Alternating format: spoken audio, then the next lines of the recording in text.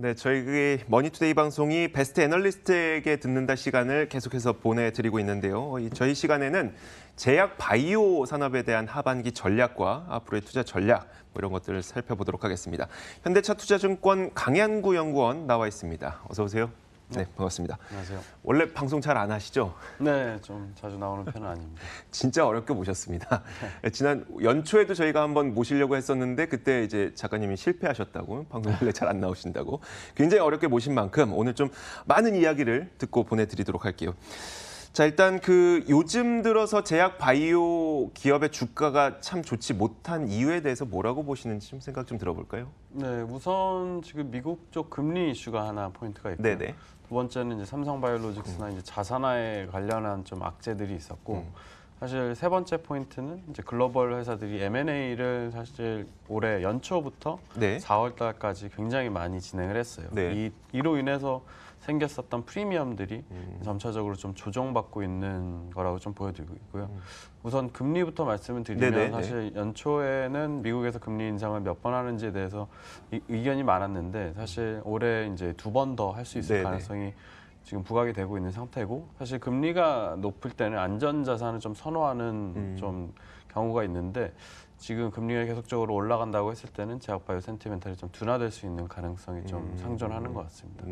그리고 뭐 자산화나 삼성바이오로직스 관련된 이슈는 네네. 사실 아직 뭐 확정된 건 아니지만 네. 그래도 뭐 과거의 R&D 비용에 대해서 자산화를 할 수 있는 그 비중이나 이런 가능성에 대해서 좀 더 보수적인 관점들이 좀 부각이 되고 있고, 그렇게 된다고 했을 때는 사실 이제 기존에 자산화 시켰던 게 비용 처리를 해야 되기 네네. 때문에 그럼 이제 캐시 역할이 조금 더 안정적으로 좀 흐르지 못할 가능성이 있고요. 그렇게 되면 뭐 바이오텍들 같은 경우에는 이제 유상증자나 뭐 M&A 타겟까지 좀 얘기가 나오고 있는 상태라서 좀 센티멘탈이 좀 둔화되고 있는 좀 시점이라고 보여집니다. 그러니까 심리가 안 좋아졌다는 얘기시죠? 그렇죠. 이제 네. 멀티플 자체도 과거 이제 PB 네네. 포워드 기준으로 한 6배 이상 됐었던 게 지금 5배 초반까지 좀 내려왔고요. 이게 뭐 히스토리컬리 보면은 뭐 여전히 고평가 논란이 있을 수는 네네. 있겠지만 그래도 뭐 연초부터 4월 달까지 지속적으로 6배 수준이 유지됐던 거 대비해서는 사실 많이 빠져 있는 상태입니다. 네, 그 세 가지를 이야기를 말씀해 주셨는데 네. 금리와 그리고 그 회계 처리에 관한 논란, 그리고 마지막으로 글로벌 시장의 제약 바이오 기업들의 M&A. 이 가운데 우리나라에 있는 제약 바이오 기업들의 주가 하락의 가장 큰 원인은 뭐라고 생각하세요? 그 세 가지 중에 꼽자면? 뭐 다 동시다발적으로 작용한 것 같은데 굳이 하나를 뽑자면 이제 두 번째 아까 말씀드린 삼성바이오로직스나 이제 회계 처리 회계 처리 관련된 논란이 가장 큰 작용을 한 게 아닌가 좀 생각을 하고 있습니다. 왜 이걸 여쭤봤냐면 이제 하반기에 대한 전망을 해야 되잖아요. 만약에 심리가 지금 문제가 되는 거라면 하반기에 심리가 살아나기 위해서는 가장 악영향을 줬던 문제가 좀 해결돼야지 심리가 살아날 것 같다는 취지에서 좀 여쭤봤었는데, 회계 처리 논란은 사실 하반기에도 좀 계속 이어지지 않을까라는 생각 때문에, 그렇다면 하반기에 제약 바이오도 마찬가지로 주가는 좀 개선되기 어려울 것인가에 대한 질문인데요. 저는 이제 하반기에는 사실 지금 센티멘탈보다는 개선될 거라고 좀 판단을 하고 네네. 있어요. 원래 연초부터 작년 17년, 16년을 봤을 때 12월부터 뭐 4월까지 항상 센티멘탈이 긍정적으로 흘렀었고, 네. 그 이유는 사실 이제 JP 모건 헬스케어 컨퍼런스가 1월 달에 매년 열리는데 네. 그거에 대한 선 기대치들이 사실 이제 4분기부터 빠르게 반영을 시켜 놓는 게 자주 일어났었거든요. 그 컨퍼런스가 어떤 컨퍼런스인가요? 이게 뭐 많은 분들이 아시겠지만 네네. 이제 많은 글로벌 제약 회사들이 어떠한 연구를 하고 있습니다라는 네네. 거를 이제 어떻게 보면 학회 같이 아니면 기업들끼리 미팅을 좀 주선하는 자리라고 보시면 네네. 돼요. 그러니까 뭐 대다수의 M&A나 라이선스 딜이 이 이벤트를 통해서 좀 이루어지고 있기 때문에 이거에 대한 기대치들이 조금 많이 반영이 되는 시점이 나오고요. 그게 올해는 사실 또 우리나라 임상 미국이나 유럽에서 하고 있는 네. 많은 파이프라인들이 결과 도출이 좀 많이 기대가 되고 있는 상태라서 이 부분들이 이제 뉴스 플로우에 좀 타기 시작하고 부각이 된다라고 했을 때는 투자 심리가 개선이 될 수 있는 여력은 충분히 있는 것 같습니다. 투자 심리가 개선되는 것과 저희가 그 시장의 주도주가 되는 것은 또 별개의 이야기잖아요. 주도주가 된다는 건 거의 투자 심리가 완전히 급등한다는 이야기니까요. 그럼 우리가 작년 하반기부터 올 초까지 그의 기억을 떠올리는 것처럼 그런 투자 심리의 급격한 개선 이런 건 기대해 볼 수 있을까요?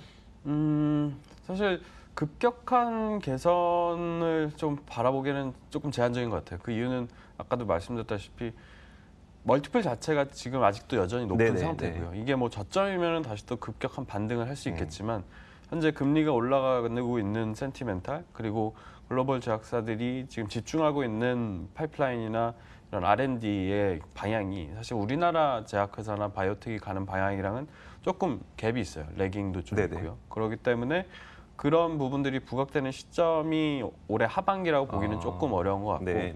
그래도 이제 4분기쯤 됐을 때는 뭐 녹십자나 뭐 셀트리온이나 삼성 에피스나 이런 뭐 신라젠도 포함해서요. 네네. 다채로운 파이프라인들이 이제 해외 임상 데이터들을 어느 정도 업데이트 해줄 수 있는 이제 크레디빌리티를 좀 쌓을 수 있는 수준까지 갈 수 있기 때문에 그렇다고 했을 때는 조금 개선은 되겠지만 작년에 유사한 모멘텀과 비슷하게 뭐 20-30% 이상 오버슈팅하고 이러기에는 조금 좀 시간이 필요한 게 아닐까 생각을 합니다. 그 제약 바이오 투자를 하시는 분들이 항상 기다리는 뉴스가 임상 결과 발표잖아요. 근데 원래는 올 연초까지만 하더라도 수많은 이제 제약 바이오 기업들의 임상 결과가 뭐 2상이 됐든 3상이 됐든 뭐 2비상이 됐든 뭐 여러 가지 임상의 결과가 사실 올 하반기에 있을 거다라고 하면서 많이 이제 부각이 됐었어요. 근데 이게 그 하반기 전망들을 들어보니까 다른 증권사에서도 그 임상 결과들이 내년 상반기로 좀 미뤄질 가능성에 대해서 이야기를 하던데 어떻게 보세요? 임상 자체가 좀 지연되는 경우는 사실 굉장히 자주 있는 사례고요. 국내만 아니더라도 해외 제약사들도 자주 생각을 하고 있는데 지금 기대를 가장 많이 하고 있는 게 이제 신라젠 파이프라인이나 뭐 녹십자 IBI진이 이제 미국에서 하고 있는 거. 그게 좀 지연될 수 있는 게 아닌가라고 얘기들 하시는 부분에 있어서는 저는 가능성은 충분히 있는 것 같아요. 뭐 녹십자 먼저 말씀을 드리면 3월 말에 이제 다시 이제 보완 자료를 제출을 했고 이제 빠르면 6개월이 걸리고요. FDA에서 보완 자료를 좀 리뷰를 하고 오래 걸리면 뭐 1년에서 9개월 정도 걸리거든요. 그러니까 이게 6개월이 걸린다고 했을 때는 뭐 올해 4분기에 결과가 나오는 거고 조금 지연이 된다고 했을 때는 내년 상반기로 넘어갈 수 있는 거라고 좀 생각이 들고요.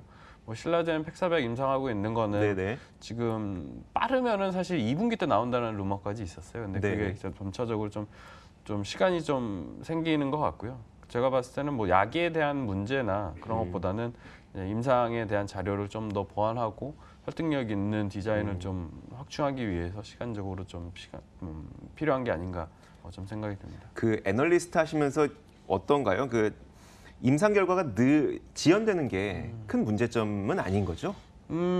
오히려 너무 빨리 패스트트랙으로 가는 것도 저는 문제가 있는 것 같고요. 그러니까 그런 것 같아요. 원래 일상의 어느 정도 결과가 진짜 PK 데이터가 좋게 나와서 이상을 어떻게 디자인을 하고 이상에서 직접적으로 이제 환자들의 결과치를 이제 토대로 이제 3상을 도입을 하는데 각각의 딜레이는 항상 좀 생기는 것 같고요.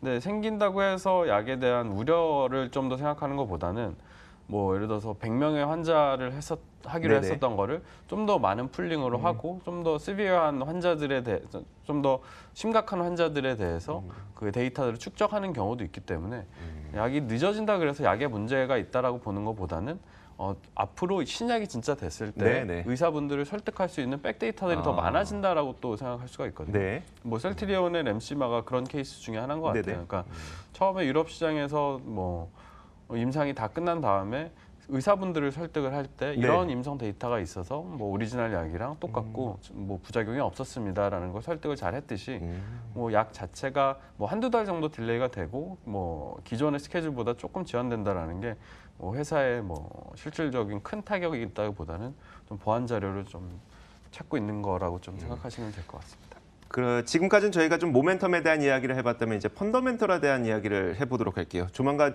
2분기 실적이 발표가 될 텐데 제약바이오 기업들 2분기 실적 어떻게 예상하고 계세요? 전반적으로? 전반적으로 시장 추정치에 좀 부합하는 실적이 나올 것 같아요. 그러니까 지금 원해 처방 데이터를 좀 보게 되면 뭐 YOY 성장이 계속 꾸준하게 5% 이상씩 하고 있고요. 지금 뭐 2분기에 특별한 이슈가 없었었기 때문에 뭐 시장 추정치에 부합하는 특히 대형사 제약사들은 좀 부합하지 않을까라고 좀 생각을 하고 있습니다. 물론 실적이 늘어나는 건 좋지만 아픈 분들이 많이 늘어나진 않았으면 좋겠다는 바람도 있고 아무튼 또 기대가 되는 게 7월에 이제 기업 공개 시장이 또 기대가 된다는 이야기가 있었어요. 혹시 제약바이오 기업들 가운데 지금 IPO를 준비하고 있는 기업들이 지금 있는 건가요? 그렇죠. 지금 뭐 어저께 또 최근에 뭐 그 이온 다이애그노믹스가 상장을 했고 네. 하반기에 한 10개 정도 제약바이오 업체가 지금 상장을 준비를 하고 있고 뭐 기술 특례로 좀 올라오고 기술 평가를 받는 기업 자체도 지금 5개 정도가 있거든요. 네네. 그러니까 사실 센티멘탈을 개선하는 데 있어서 IPO도 좀 역할을 한다라고 저는 생각을 해요. 네. 뭐 작년에 신라젠이 IPO도 했었고 뭐 그 전년도에 뭐 삼성 바이오로직스가 했었을 때 이제 센티멘탈이 굉장히 부각을 받기 시작을 했거든요. 네네. 근데 올해 하반기에 사실 아까 말씀드린 뭐 10개 정도, 뭐 적게는 5개에서 10개 이제 기술 평가를 패스를 하냐 못 하느냐에 따라서 개수는 달라지겠지만 이렇게 IPO가 성공한다고 했을 때 그 주가의 흐름에 따라서 다른 이제 유사 종목들도 같이 투자 심리가 개선될 수 있다라고 좀 보고요. 뭐 이 중에서 좀 특이한 점은 제가 느끼는 거는 유전자 관련된 파이프라인을 확보를 하고 있거나 뭐 의료기기 안에서도 진단 쪽 업체들이 올해는 좀 많이 IPO를 하고 있는 거다라고 좀 판단이 들고요. 뭐 전통 제약사들도 중소형 제약사도 있긴 한데 네. 이례적으로 이제 3세대 바이오 의약품이라고 하는 유전자 관련된 기술을 확보하는 회사들이 좀 많이 상장을 시도하고 있는 좀 추세입니다. 알겠습니다. 제가 그 실적 때 못 물어본 게 있어서 다시 한번 실적으로 돌아가서 네네. 사실 우리나라 제약바이오 기업들 가운데 실적이 잘 나오기 때문에 올 연초에 막 급등을 했던 기업들보다는 뭔가 파이프라인에 대한 기대감이 있었던 기업들이 좀 주가가 크게 오른 경향이 있었어요. 실적은 기대치에 부합하게 나올 거라고 전망을 해주긴 하셨지만 그게 주가로 연결될 가능성은 어떻게 보세요? 우선 실적이랑 주가랑 연관성이 다른 섹터보다는 확실히 좀 떨어집니다. 네네. 그래도 뭐 실적이 또박또박 그 시장 추정치를 부합을 한다라고 하면은 주가는 점차적으로 올라가는 거는 맞지만 아까 처음에 말씀드렸다시피 멀티플 자체가 조금 높은 상태에 있는 추세라서 실적이 급격하게 좋았다고 해서 뭐 다시 또 주가가 오버슈팅 하기에는 조금 어려운 것 같고요. 네네. 성적표로 치면은 어느 정도 기본을 했다라는 부분 정도가 좀 부각이 되는 것 같아요. 그러니까 많은 애널리스트 분들이 평가를 하실 때 본업에 대해서 평가도 하지만 네네. 본업 외적으로 이제 파이프라인들의 가치를 이제 추가를 하고 있는 경우가 있는데 지금 현재 제약바이오 국내 이제 증시에서는 이 파이프라인들의 가치를 좀 더 얹어주고 있는 기업들 위주로 주가가 좀 평가가 시가총액이 이런 평가가 되고 있는 추세라서 본업에 대해서 미스가 안 나오면은 감사한 일이고 좀 실적이 좋다라 그래서 이 회사의 가치가 추가적으로 업사이드가 생기는 부분은 조금 많이 제한적인 것 같습니다. 알겠습니다. 그러니까 제약바이오 기업을 볼 때 우리가 기본적으로 지금 팔고 있는 약을 잘 팔고 있는 상태에서 앞으로 나올 약에 대한 기대감이 있는 그런 기업을 우리가 선정을 해야 될 것 같은데 혹시 그럴 만한 기업이 지금 있을까요? 탑픽 기업을 하나 선정을 해주시나요? 현재 탑픽은 이제 셀트리온인데 셀트리온은 뭐 파이프라인 측면에서는 사실 많은 바이오텍들이랑은 좀 차별점이 있기는 해요. 파이프라인들이 대다수가 이제 바이오 시밀러에 포커스가 좀 되어 있고 물론 뭐 CTP27이라 그래서 인플루엔자 백신도 만들고 있긴 한데 백신은 아니고 인플루엔자 치료제를 만들고 있긴 한데 어찌됐든 현재 실적도 뭐 계속 YOY 20에서 30% 수준까지는 지속적으로 개선이 될 거라고 좀 판단이 들고 이익률 자체도 국내 제약사 중에서는 거의 뭐 가장 높은 55% 이상 수준까지 작년에 뭐 기록을 했기 때문에 이런 추세는 지금 유럽 쪽에서 시장 점유율이 높아지고 있고 뭐 미국 쪽에서도 앞으로 좋은 뉴스플로우들이 계속 기대가 되고 있기 때문에 성장률과 이익률 두 가지 다 좀 지탱을 할 수 있다라고 좀 판단이 들어서 탑픽이라고 좀 생각이 들고요. 뭐 파이프라인 측면에서는 아까 말씀드린 지금 인플루엔자 신약이 지금 이상 투비가 끝날 거라고 예상이 들어요. 올해 하반기 중에. 그럼 현재 디스카운트를 좀 받고 있었던 그런 파이프라인들의 가치도 좀 재조명이 가능할 거라고 좀 생각이 들고요. 또 SC 제형이라 그래서 이제 피하 주사제를 엠시마가 이제 올해 4분기 중에 유럽에서 파일링을 할 거거든요. 지금 제형은 뭐죠? 지금은 그냥 IB로 어떻게 보면 그냥 인젝션 뭐라고 링거 보시면 꼽는 거 되는데, 말씀하시죠? 근데 그게 이제 좀 더 용이하게 이제 피하 주사제로 나오기 때문에 이게 내년 4분기쯤에는 허가가 될 것 같아요. 특별히 에러가 없으면. 뭐 이번에 류마티스 관절염 협회에서도 임상 데이터를 어느 정도 공개를 했는데 네. 뭐 차질 없이 진행이 되고 있는 거라고 좀 판단이 들고요. 그렇다고 했을 때 파이프라인들의 가치들이 추가적으로 레벨업을 좀 시킬 수 있을 것 같습니다. 네, 알겠습니다. 자, 이렇게 저희가 제약 바이오 산업 최근 들어서 꽤 큰 조정을 보이고 있습니다. 뭐 고점 대비 절반 밑으로 떨어진 기업들도 꽤 많이 있고요. 여기에 대한 우리가 하반기 전망 그리고 애널리스트가 뽑은 탑픽 종목까지 들어봤습니다. 오늘 어려운 발걸음 해주신 현대차투자증권 강양구 연구원 오늘 여기서 보내드리도록 하겠습니다. 말씀 고맙습니다. 네, 감사합니다.